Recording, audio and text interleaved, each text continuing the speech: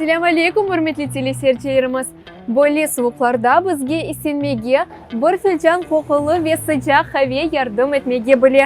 Бүгін біз шу içimlikнің файдалы хусусиетлері ақында біраслаф етмеге істейміз. Сөз сырасы қаве халқымыздың ең севімлі içimliктір.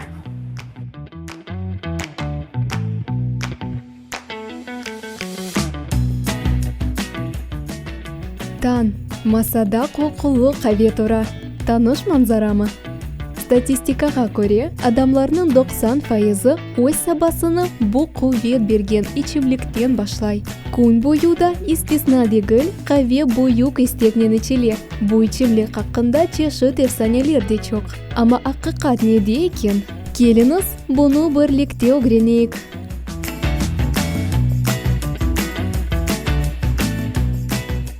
Қавенің теркібінде ең esas мақсулат бұл кофеиндір. Кофеин есе әрекетлерінің стимуляторы сайла. Адамларға оның тесірі пек фарқлы олмасы мүмкін. Әршей моделерінің тесірлігінен бағлыдыр.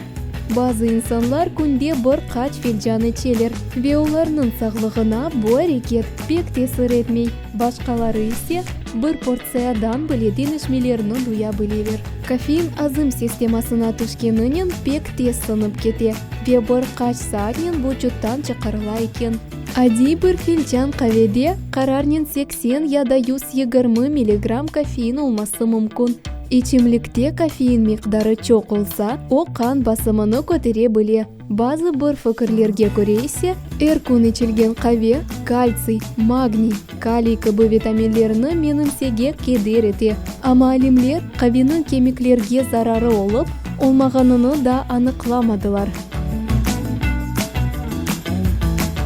Қавені гечеге içmek olmaz, çünkü o uykusuzlukны кетірмесі мүмкін. Ondan da başka dikkatli olmak керек, çünkü қавеге alışmaға пек қолай. Оны ақшам saat 5-тен соң içmеге tavsiye etilmей.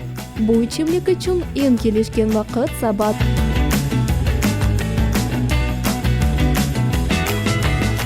Қавенің қоқысы березеті бізні күн қуандыра. Ама ұмытмаңыз, оны çok içсек, vücudumuzға zarar кетіре білеміз.